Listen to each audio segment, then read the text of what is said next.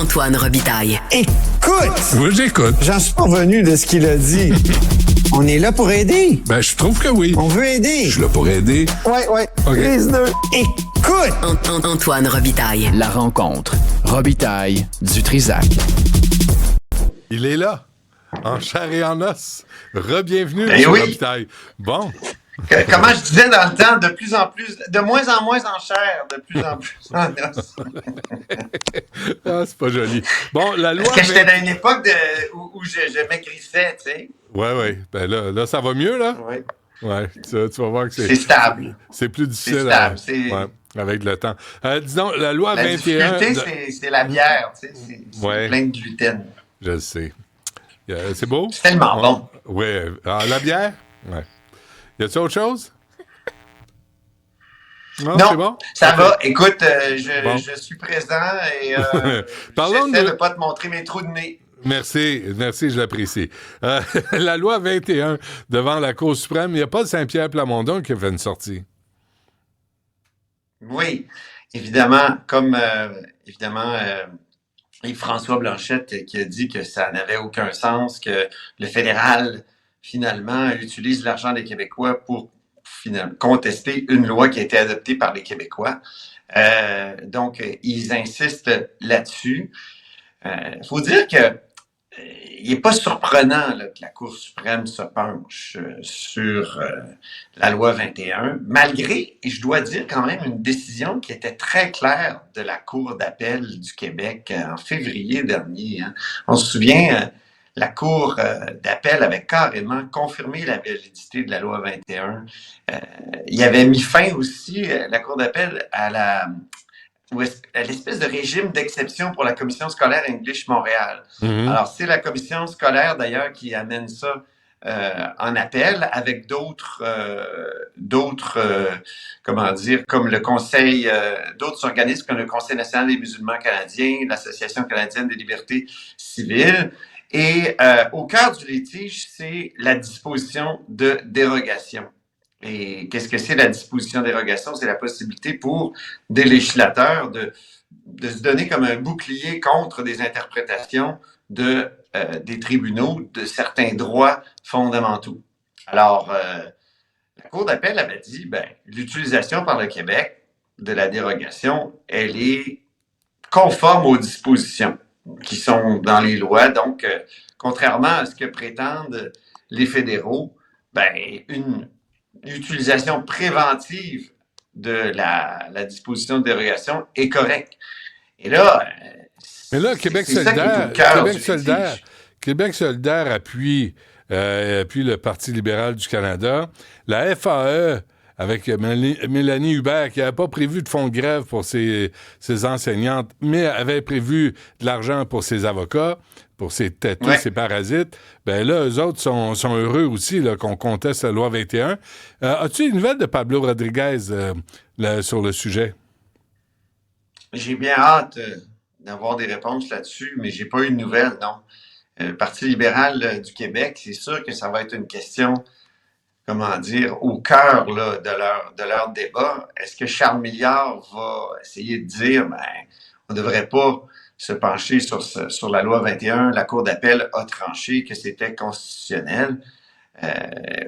Et au fond, on va voir s'il se range du côté du Parti libéral du Canada. Il y a Anthony Housefather, donc un député libéral du PLC, qui a écrit tout à l'heure sur X que la loi 21 est une loi protégée par l'utilisation préventive de la disposition dérogatoire. Je suis heureux que le gouvernement libéral fédéral puisse enfin faire valoir que l'utilisation préventive de la disposition de dérogation est inconstitutionnelle.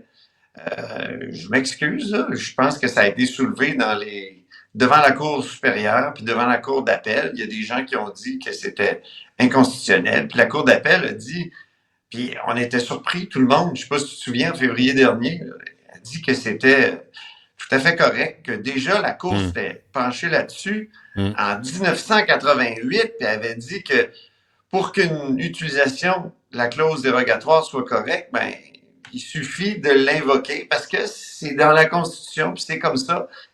C'est quoi une utilisation préventive? Et c'est là toute la question, Benoît. on sait très bien ce que pense des libertés religieuses la Cour suprême. Donc, on peut imaginer ce qu'elle dirait de tout ça et on peut très bien penser que pour 5 ans, ben, l'Assemblée nationale décide de mettre ça entre parenthèses. Je vois pas le problème. Même les juges entre eux s'entendent pas sur ce que c'est que l'interprétation des droits fondamentaux. Ouais. Des nouvelles de M. Poilievre sur la question, sur la loi 21, parce qu'il est contre, M. Poilievre. Il ne dit pas. C'est un snoro. Il ne dit pas, là. Il a dit que personnellement, il est contre et il patine pas mal quand on lui demande si le fédéral devrait s'en mêler. Et moi, j'ai l'impression qu'il y a beaucoup de pression à l'intérieur du Parti conservateur pour contester cette loi-là, parce qu'on sait à quel point il y a de la religiosité quand même dans ce parti conservateur fédéral. Aussi. À Québec solidaire aussi, il y a de la religiosité. Puis on sait laquelle. Absolument. Je ne sais pas si tu as vu le tweet de Guillaume Clich-Rivard de Québec solidaire qui a dit que, selon lui, selon Québec solidaire, cette loi est largement à l'abri de l'examen des tribunaux en raison du recours inapproprié de la CAQ aux clauses dérogatoires que nous avons toujours dénoncées. Donc, ils ne sont pas d'accord avec ce que la Cour d'appel a dit, c'est-à-dire la Cour d'appel a dit que c'était correct, c'était approprié. Et Québec solidaire, donc, se range du côté du Parti libéral du Canada. C'est pas très étonnant depuis leur virage, là. On se souvient que sous François David... c'est les pseudo-indépendantistes, là. C'est la même gang, là.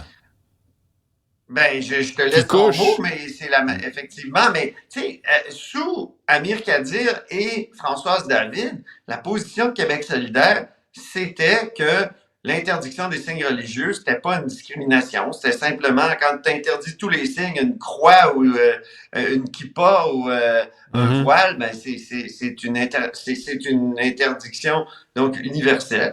Alors, c'est ce qu'il disait, mais il y a eu un virage, tu sais, en 2019, si je me souviens bien, il y a eu un congrès de Québec solidaire où ils ont décidé de changer d'idée là-dessus, de considérer que c'était maintenant discriminatoire et bien méchant. Oui, infiltré. D'ailleurs, Arun Boisy, on en parle à Québec solidaire, il retourne au travail, M. Boisy, la victime qui a traité tous ses collègues de racistes. C'est ça, puis il dit que le traitement à son égard a été extrêmement violent. C'est vrai qu'on avait rarement vu ça, des motions à l'Assemblée nationale, mais lui-même avait tenu des propos assez durs sur l'Assemblée nationale en disant que tous les jours, je répète, à l'Assemblée nationale, se construisait un autre inférieur et menaçant. C'était pas rien comme déclaration. Non, c'est baveux, quelque chose de rare. C'est ça. Quand tu penses à quel point, finalement, notre Assemblée nationale est diversifiée, il y a autant de diversité à l'Assemblée nationale qu'il y en a dans la société québécoise, et M. Boisy est une des incarnations de cette diversité-là. Donc, il a reçu une petite tape sur les doigts de la part de Québec solidaire. Il a perdu le dossier des finances. Il l'a dit tout à l'heure en point de presse, ça lui a fait un petit pincement au cœur. Mais il ne s'est jamais excusé. Il fallait passer à autre chose, il fallait cesser de parler de ça. Il était assez dur à l'égard des journalistes. Non. Pas lui. Moi, j'aime pas ça. Tu sais, quand un politicien décide qu'il ne faut plus poser de questions sur un sujet ou un autre, là, c'est désagréable. On ne l'accepte pas, d'ailleurs, de n'importe quel politicien. Je pense même à François Legault, des fois, il est tanné. Il dit là, il faudrait changer de sujet. Non, on a le droit de poser des questions. Ça fait partie de la liberté d'expression, de la liberté d'exercer le métier de journaliste. Je ne sais pas pour qui il se prend, Arun Boisy. Je ne sais pas, là, tu sais, il vomit sur ses collègues à l'Assemblée nationale. Il veut dicter l'intérêt des journalistes à un sujet d'actualité ou à un autre. Je ne sais pas d'où il sort, là. Je ne sais pas pour qui il se prend. Tu sais, folie des En tout cas, il était un peu triomphant parce qu'il disait, oui, j'ai perdu les finances, mais j'ai gagné les ressources naturelles. Donc, c'est moi désormais qui va parler de forêt, qui va parler d'énergie. Ah oui. Écoute, comme c'est ça. Donc, ouais. Là, il y a d'autres questions qui vont se soulever. Est-ce que Vincent Marissal va se présenter à la mairie de Montréal? Ça, c'est une bonne question. Il y a un nouveau leader parlementaire, Guillaume Clich-Rivard. On sait qu'il est avocat, culture juridique. À ce poste-là de leader parlementaire, c'est très important. On sait qu'il y a aussi, M. Clich-Rivard, une firme d'avocats à son nom. Antoine, il faut qu'on se quitte. Oui ou non, moi, je vais le faire si je peux aujourd'hui. Sinon, demain, je vais fermer mon compte Amazon, mon compte Prime. Je vais tout fermer. Je ferme tout ça. Et là, la question, l'as-tu posée? Puis on se reparle de ça demain, là. Mais l'as-tu posé au gouvernement Legault? Est-ce que vous allez fermer vos comptes Amazon? Parce qu'il y avait trois ministères où ça commandait sur Amazon solide. Ils ont dépensé 2,2 millions de dollars entre 2021 et 2024. Puis le troisième ministère où ils commandaient plus Amazon, ministère de l'Environnement. Parce qu'il n'y a pas de suremballage avec Amazon. Donc, moi, je pense que le boycottage, ça fait du bien. Ça n'a pas d'effet durable. Par exemple, tu sais, prends Cadbury. On a boycotté au Québec à partir de 1978. Cadbury, ils sont quand même restés au Québec. Pourquoi on les avait boycottés? Parce qu'ils voulaient protester contre la loi 101 puis ils avaient déplacé une usine. Je pense, par contre, qu'on a d'autres poignées, puis on va peut-être en reparler demain, mais on fait ça. Tu sais, octroyer des blocs d'électricité à Amazon, oui, c'est ça. faire en sorte qu'il y ait des déductions d'impôts pour des dépenses publicitaires faites sur des grandes plateformes numériques américaines. Il y a comme un bar ouvert aux subventions aussi. Puis là, je ne sais pas si vous avez lu le journal ce matin, c'était déconcertant de voir à quel point Amazon a eu des coups de pouce d'Hydro-Québec et tout ça. Ouais. 100 millions au Québec. Ça, je pense que ça ferait du bien de retirer. On en reparlera demain. On revient là-dessus demain. Antoine, merci. À demain.